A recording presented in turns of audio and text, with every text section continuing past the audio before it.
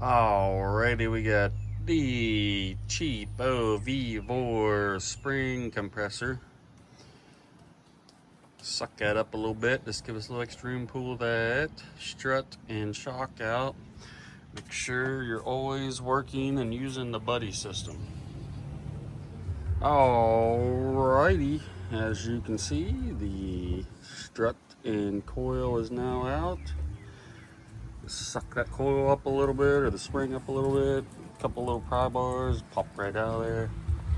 That's what we got over here now on the healing bench. What I'm gonna do is pop this spring compressor off, get a bigger bite, grab one of these coils up here, and then knock that strut bolt out of there, and we'll pop it off.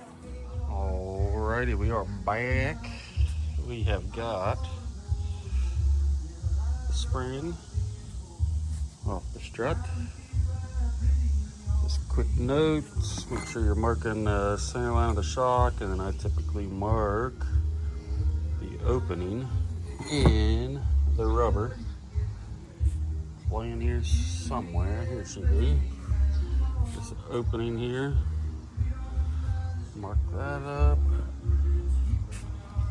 I'm gonna clean the strut up real quick, and we'll put everything back together with the old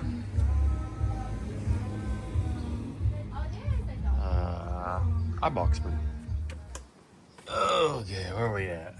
Where we at is,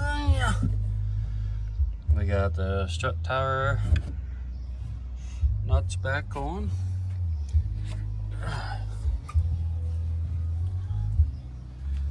The Eibach spring is on the strut. We're getting ready to finagle that bitch back down into its home.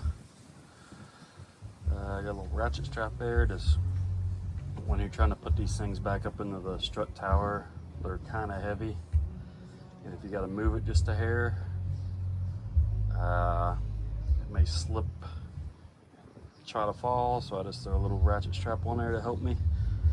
I'm in my 40s now, so the back gets blown out easily. I'll bring you back along here in just a second.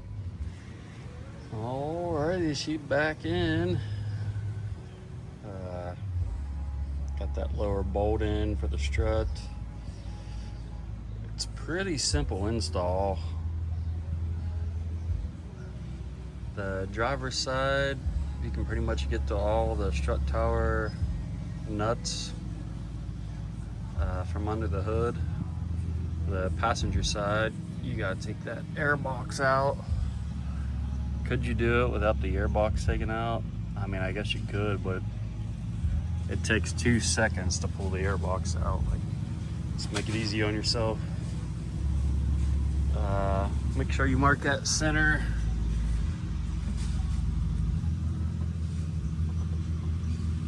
So when you put this thing back together, it'll all go back down in there nice and neat.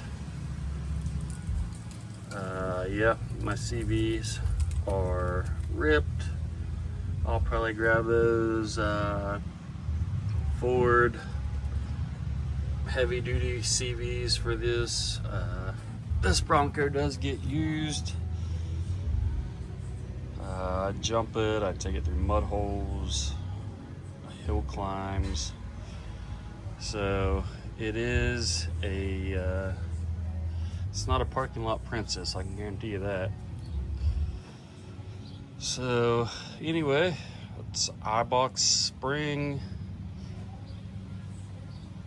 for the front. The rear, same thing. I'm getting ready to throw the rears on, but it's pretty basic on the rear.